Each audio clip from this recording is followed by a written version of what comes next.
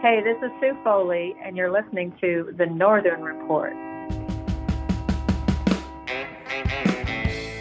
Well, good morning, good afternoon, and good evening, friends. Welcome to The Northern Report. I am your host, Sean Burns, and I'm coming right at you from Winnipeg, Manitoba, Canada.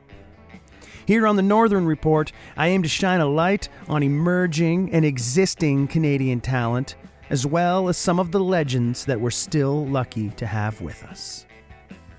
My guest on today's show is Sue Foley. And man, was I ever glad to welcome Sue onto the podcast. She's got a great new album out, and she is truly one of the finest blues guitar pickers on planet Earth. Before we dig into today's interview, I'll take a moment to thank you for all of your support, for everyone that came to the Times Changed High and Lonesome Club for the grand reopening on Friday, October 22nd. Man, we had a great time. Sean Burns and Lost Country were on stage for 3 sets, and it just blew by. Of course, I want to thank the band, Grant Siemens, Joanna Miller, Kevin Bell, and John Mushlook. All fantastic musicians and human beings, and we'll be back together in that 5-piece formation at the Times Changed on Friday, December 17th. Still keeping things close to home, so for you folks here in Winnipeg, got a lot on deck here in the month of November. Friday, November 5th, Sean Burns and Lost Country will be down in Osborne Village at the Toad, 10 p.m. to 1 a.m. show. On Saturday, November 6th, up on McPhillips, catch us at the Four Crowns, 9:30 p.m. start time. On Saturday, November 20th, I'll be rolling solo at Finn McCool's on Grant, 6:30 p.m. start. And we'll rally the troops back up in Lost Country on Friday, November 26th for a 9 p.m. show at Park Alleys. If you haven't been to Park Alleys yet, you got to get there. What a great spot, and they treat the musicians like gold. We look forward to it. More stuff coming up in December here around Winnipeg, solo, duo, and band, but I'll tell you about that stuff as we get closer to the dates. I think that's all I got for you right now. The Honky-Tonk Times is in full swing. I just got issue 7 delivered to the door. I get mine a couple weeks late, behind the American readers, but that's okay. You can get your subscription to the Honky-Tonk Times at the website, thehonkytonktimes.com, or pick one up at the Ernest Tubb Record Shop should you be down there in Nashville, Tennessee. Enough harassment on my end here. Let's get right into it. And we'll welcome Sue Foley to the Northern Report. Sue Foley grew up in Ottawa, Ontario, surrounded by music and family members who were also cursed with the guitar-picking talent. After graduating high school, Sue headed west to Vancouver, where she spent a couple of years on the coast until transplanting down to Austin, Texas, upon the insistence of the legendary Clifford Antone. Since her 1992 debut, Young Girl Blues, on the Antone's label, Sue Foley has gone on to record for Shanachie, Rough, Blind Pig, and Stony Plain Records. Sue has been riding a larger wave of success since her 2018 album, The Ice Queen. She won Best Traditional Female, the Koko Taylor Award, at the 2020 Blues Music Awards in Memphis, was nominated for a Juno Award, the Canadian Grammy, and she took home the award for Best Guitar Player at the Toronto Maple Blues Awards. The Ice Queen reached number 4 on the Billboard Current Blues chart, number 1 on RootsMusic Report's Top 50 Canada Album chart, and was in the Living Blues radio chart for 4 consecutive months, peaking at number 2. Including that win for Best Blues Album in 2001 for Love Comin Down, Sue is a 4-time Juno nominee. Foley also holds the record for the most Maple Blues Awards with 18 wins to her credit. Sue Foley's new record, Pinky's Blues, was released on October 22nd. It serves as a raw, electric guitar-driven romp through the back roads of Texas, with Foley's signature pink Paisley Fender Telecaster Pinky at the wheel. Pinky's Blues is a guitar-driven collection of 12 songs, both original and some of Sue's favorite covers, that demonstrate not only that Sue is one of the world's greatest blues guitarists, but that the sheer joy of playing can be felt through the recording in an emotional thrill for the listener. A vinyl version of the album on Hot Pink provides a dream item for fans, audiophiles, and collectors. Sue is busy with live dates and promotions surrounding the release of Pinky's Blues, but she was kind enough to sit down with me on the phone for a quick chat about her life in the blues and her fantastic new record. Friends, I hope you'll enjoy this conversation with the Ice Queen, Sue Foley, on the Northern Report. Good. So you come from a family of pickers in Ottawa. There's lots of there's Celtic music, there's rock, there's heavy rock, classic rock stuff going on. How do you find your way to the blues, and when do you find your way onto stages? I found my way to the blues basically through that heavy rock. Bands like ZZ Top and the Rolling Stones, Zeppelin. I didn't realize it at the time, but I'd been hearing blues probably almost my whole life, up until my teens. I mean, in some form, it was probably played by white kids. But it wasn't until I discovered the early Stones catalog or albums that I discovered people like Muddy Waters and Jimmy Reed, Slim Harpo. Mm-hmm. And after that, I just read a lot about it and found Helen Wolf, found all the Chess Records stuff. And by the time I was 16, I was doing gigs, In a little band, or you're on your own at this point? In small groups. I started out playing country blues. So I started out on acoustic guitar. I started out in duos and trios, sort of acoustic bass blues stuff, which is really fun to play, pre-war blues. And that's where I discovered people like Memphis Minnie. Oh yeah.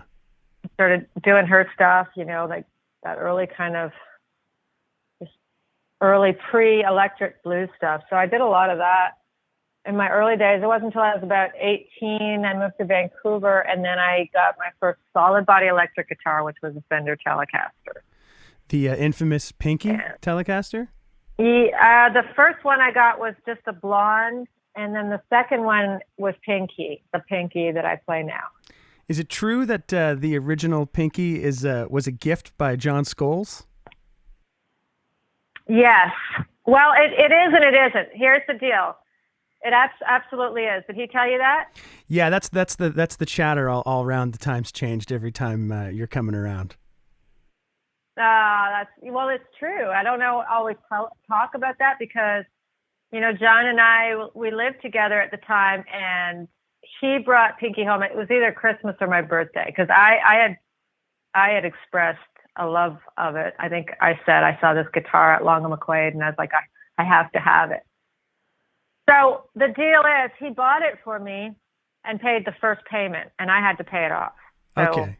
Technically, but he did bring it into the house, which is pretty cool. It's Johnny's birthday today. The Perps are playing tonight. I know it is. I wish him a happy birthday online, but I should text him. But yeah. How did you end up in Vancouver?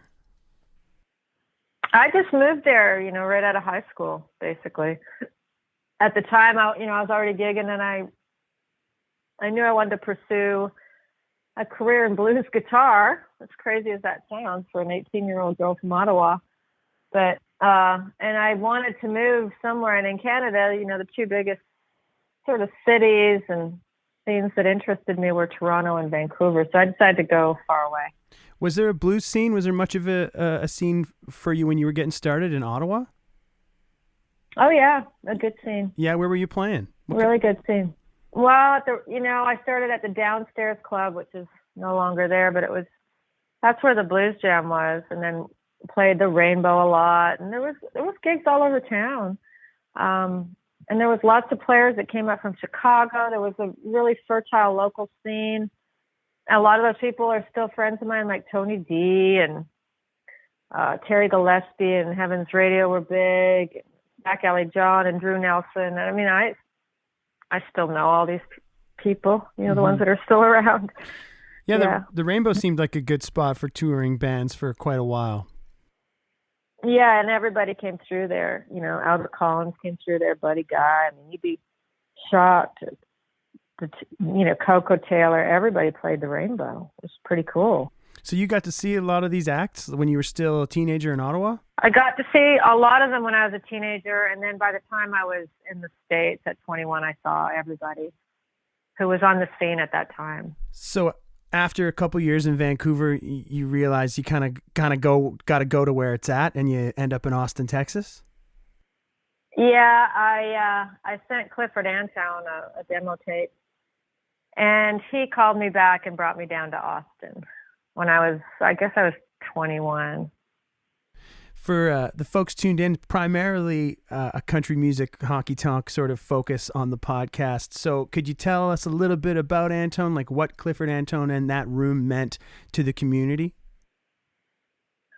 Oh, it was everything. Antone's nightclub was one of the most famous nightclubs in the country, in the world maybe, for blues, because everybody was coming out of there, and that sound in Austin was brand new.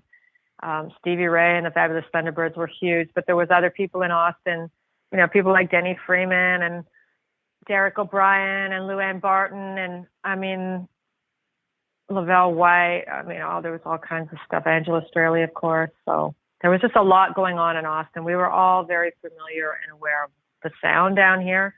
That's why I wanted to go there. So you just sent him a tape, and he called you up and said, "Get down here." Yeah, well, not exactly that, but something. He said he just said he liked my song that I'd written, the song that I'd written on it, and what was I doing? And I had just gotten off the road, and I said nothing. He said, "Well, do you want to come to Austin?" And I said, "Yeah." And then I said, "When?" He goes, "Tomorrow." And I was like, "Okay."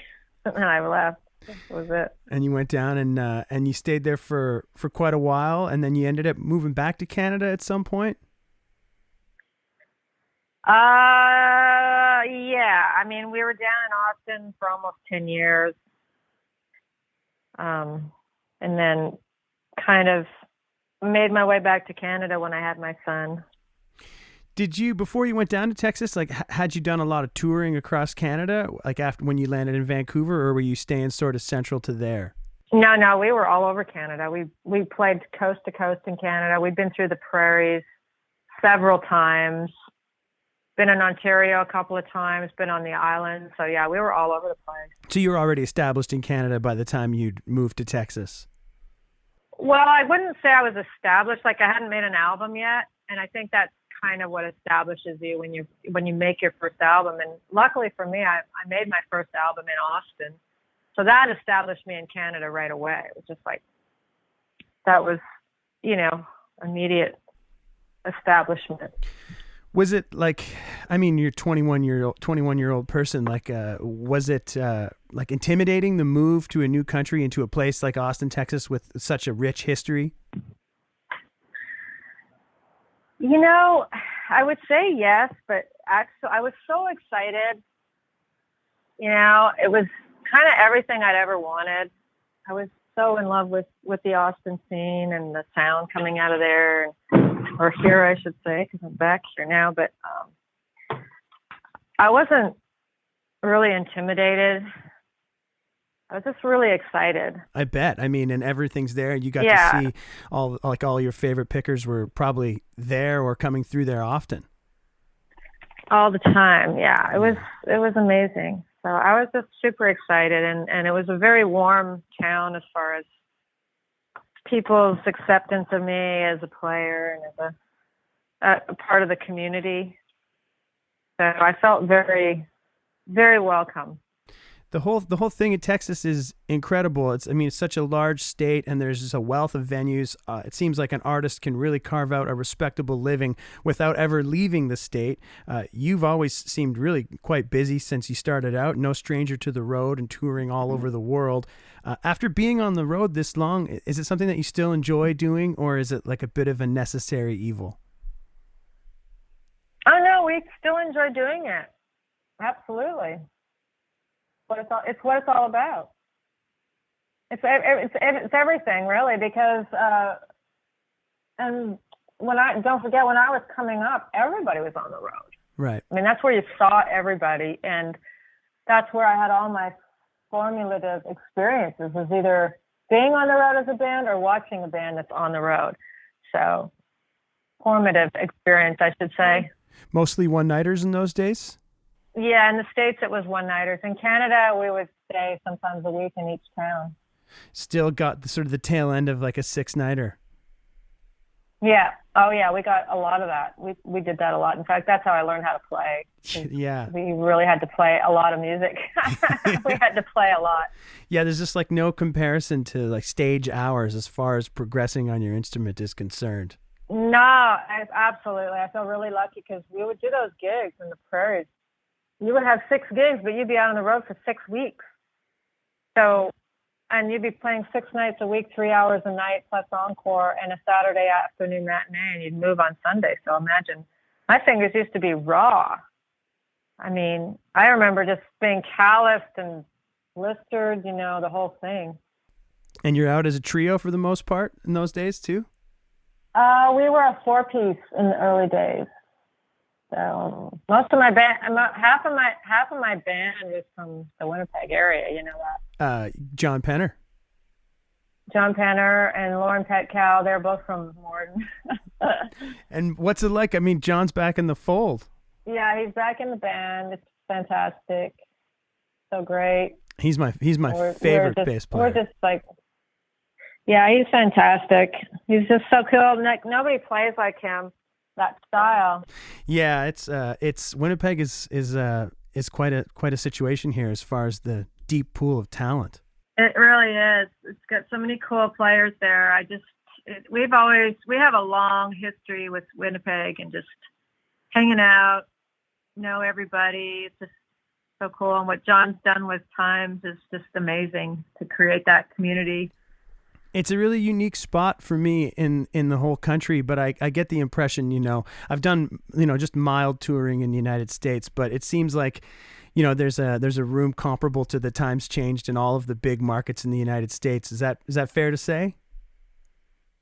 I hope so. I mean, there usually is something like it. It's really like, I remember Mike Flanagan said this, and it's so true. He said, it's not like you don't really have bars or venues. You have bar owners or venue owners, and it really is, that's kind of what ties it together to make it a real vibe. Mm-hmm. It's that whole thing, like it's really about who owns it and how they feel about music. But I've been lucky to know several people, but John's right up there for sure. It's a real special place. It really is more than just four walls and a stage, and it's always exciting when you come to town and you got the new record. Is there any plans on rolling through here next year? Yeah, for sure.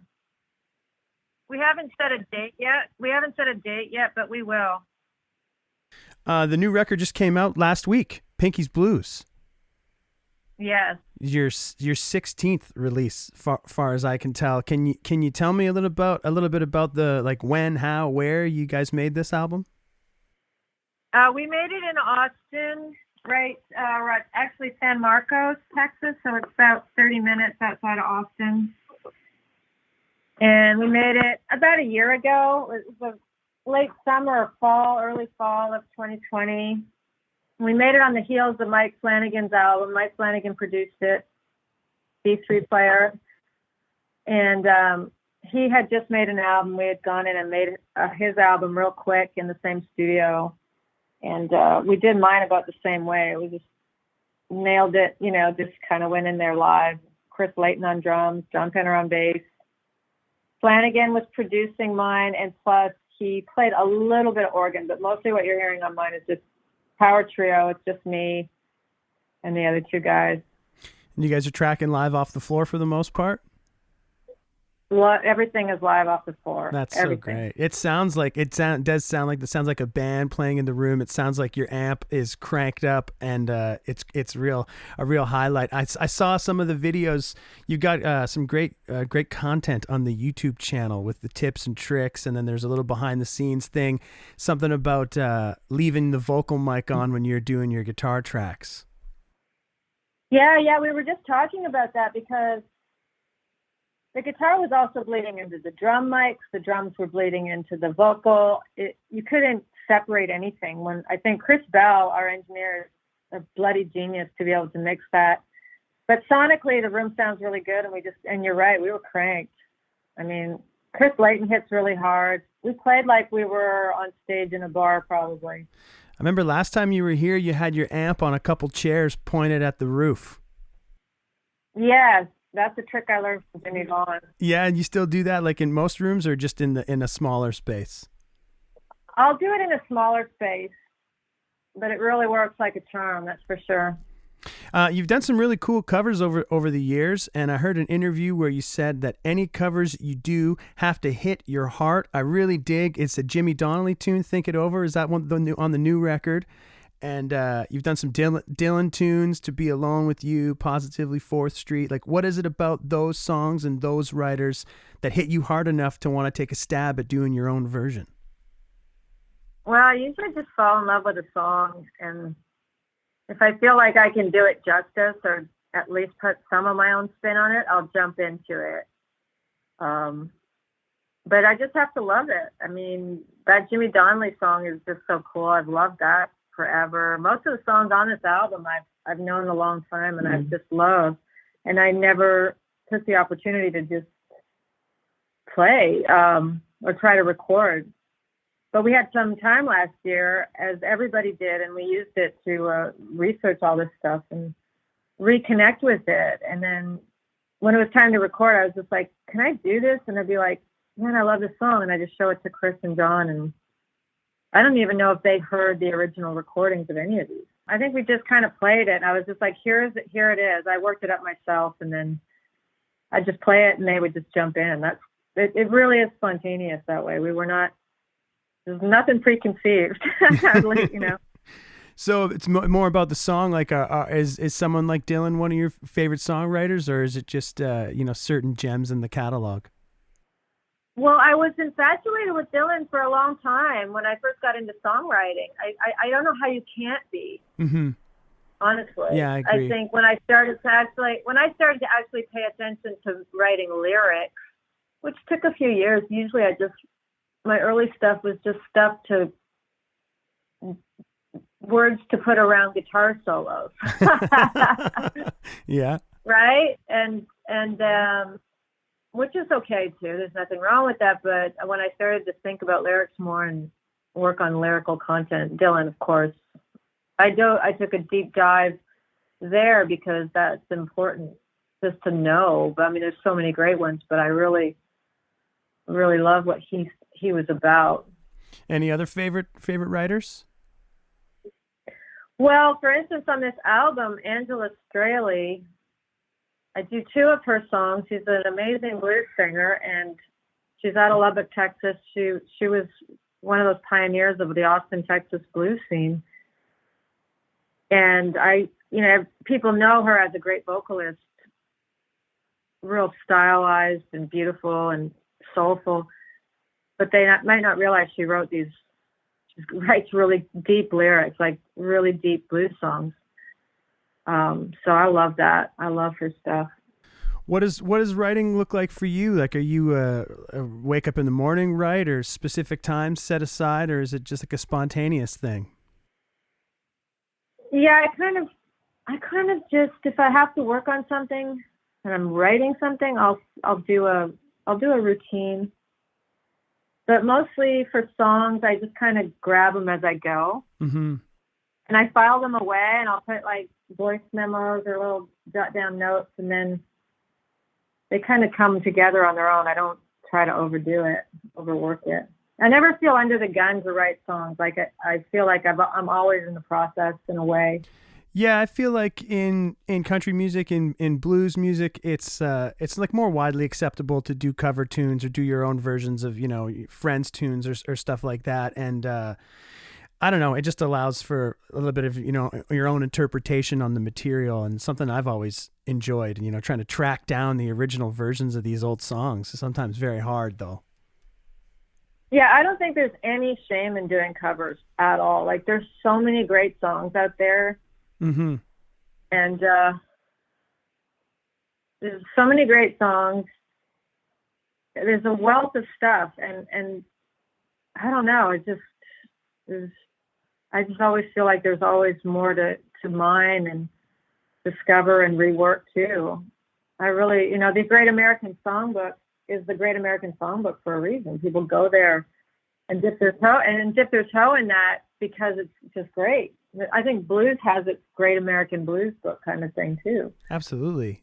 So what's in the Great American Blues Book for you? Well, I don't know. I mean, that's a personal kind of thing. I'd have to think about it, but I was just putting that out there. Basically, like the songs I covered on Pinky's Blues would not have been standards because they're more deep cuts. So, I really tried to take songs that you hadn't heard before and hopefully make them my own. I mean, that's my intention. It's cool that you kind of just threw the tunes, some of the tunes at the guys in the studio. Is that similar to the process of making previous albums, or in the past were you concerned with like hashing shit out extensively before you went in? I've worked with different producers and they all have a different take on things. Flanagan is really fresh.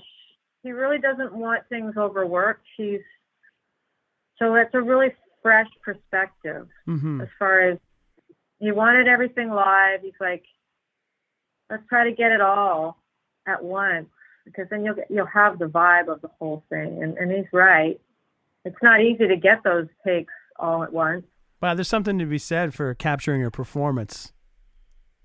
Yeah, it's true. So it's really an individual thing. I've worked with in different ways, but I really enjoyed this time. Do you enjoy being in the studio making records, or do you prefer to be doing it live on stage for people? I like both. They're both really fun. I've learned as a rule, I'm probably more of a live player, but I've learned to love the studio, and it's really relaxing. How long were you guys in there for making this record? Just 3 days. Shit, that's great. Yeah, I mean, we weren't planning on being in there very long, so we had to get it done. We kind of kept a pretty steady pace. How has your approach to recording and performing live, has it changed much over the years? Not really. I pretty much do what I do. I just plug in and play, and that's about it. And that's always what I've kind of always done. I mean, we've done different kinds of recordings where I've overdubbed solos and stuff, and that's okay too. I mean, I don't really have, I think it's, in general, I kind of do what I do, and I've always just done this. So what's your schedule looking like here behind Pinky's Blues? Like you're on the road pretty heavy right now? No, we just did a week and a half of shows to launch the album. Now we're going to go out again in December. We're not really hitting anything too hard until next year, to be honest. Are things like settling down there where you're at, or is it still pretty hot pandemic-wise? You wouldn't even know there's any pandemic down here. It's just wide open, game on. Yeah, game on. That must have been you found ways to stay busy though. You were doing some online stuff, and you've got the YouTube stuff going on. Like, I know it was a kick in everyone's ass, but was there something positive that came out of the time off? There was a lot positive. Like you said, I got all that online stuff done. I got my shop up. We did a lot last year. Yeah. I started my company. I incorporated my company. I did just a whole bunch of things I never have time for. Really looking into this music to get the inspiration for the album, like taking deep listens and relearning stuff. Like when you're on the road touring, you don't have time for all that. Yeah. So I feel pretty lucky. I mean, we did make the best of it. And that's what you got to do in those situations. You got to, I hate to sound corny, but make lemonade out of lemons, as they say, right? And I think we did. We got a great album. We're doing good. We're ready to get going. We're just waiting for everything to kind of settle in, which I think it will.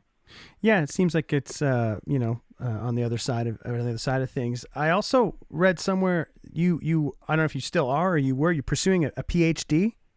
Yeah, but I can't really say much about that right now. Okay. Yeah, it's just a side thing I'm doing. How about The Guitar Woman? Because you've written articles and organized and promoted concerts, worked on the book that's like sort of fueling a passion for gender studies and music and a desire to bring the work of great women guitar players to light. Can you tell me a little bit about the Guitar Woman project? That as well. I'll be able, next time we talk, I'll have a lot to say about that. But it's been in the works for a couple of decades, and I'm just trying to get a book finished, but I have to kind of do it on my own time, Mm-hmm. So I'm working on it, but right now I'm also really focused on touring this album and just getting out there and playing. And a bunch of stuff on deck for next year. I saw some of the dates for next year. Looks like you're got some stuff up here in Canada. Is it much different, you find, the audiences up here in Canada versus the ones that you play for in the United States? No, they're all good people. I think it's great. Just like John Scholes says, you're all good people. With excellent taste in music. Yeah. Can you give me a good John Scholes story before you scoot off here today? Oh my God. Oh. Shoot. I'm really bad if you put me on the spot like that. Okay. Let's just say we had a lot of good times on the road. John was out with us on tour for a few years off and on. So we had a lot of fun times. And he came down to Austin. I know he modeled the times after Antone's, and I think he really took a shine to Clifford Antone and how Clifford ran the club. So I really feel there's like this tie between what he's doing and what happened down here, because he was really witnessing all that with us. And so it's just special times. And when I go up there, I get that feeling from what he's built up there. That's so nice to hear. And I've kind of heard a little bit about that in the past. And I never got to Antone's. I've never been down there. So it's, we're very lucky to have John and have the club here in Winnipeg. And I know I was going to say, if we meet in person and we have a beer, I'll tell you some other stories. Even better. Off the record. A bunch of dates behind Pinky's Blues. Do you think it's important to play? You have such material to draw from over the years. Is it important for you to play a big cross section of your early work as well as the new stuff, or what can folks expect when they see Sue Foley here? Well, when they see me now, I'm really focused on the new album. So I'm playing almost the entire album, if not the entire album. And then it's peppered with a little bit of older stuff, and maybe a bit of acoustic if I bring my acoustic up there. I try to keep it varied, but I really focus on the new stuff. That's great. Well, hey, congratulations on the record, and thanks for taking a little time here today to speak with me. Thanks, Sean. It was great. I'm glad we got to catch up. Thank you so much, Sue. Okay, Sean, take care. You too. Say hi to Winnipeg. Well, friends, I hope that you enjoyed my chat with Sue Foley. Thanks to Sue for taking a little time to speak with me. Listen to Sue Foley's albums wherever you're streaming music for a nominal monthly fee, or check her out at SueFoley.com. Follow along with the Northern Report Spotify playlist, where you can hear music from the folks that I have covered in the Honky-Tonk Times column, as well as right here on the podcast. Remember to subscribe, like, follow, share, tell a friend, leave us a rating for the Northern Report. Folks, it goes a long way for the podcast, and I certainly appreciate you taking a moment to do so. Our logo was created by Boots Graham of Boots and the Hoots. Music on the show today courtesy of Sean Burns and Lost Country, The Divorcees, and Skinny Dick. From local legends to regional stars to the cream of the Canadian crop, you're going to find it all here on the Northern Report. Thanks for tuning in, folks. We'll chat later.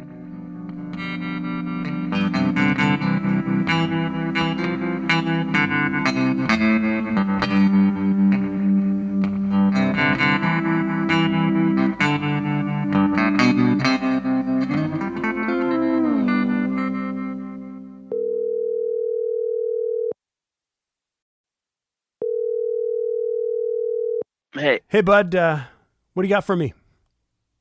I wish I had learned to run before she made me crawl.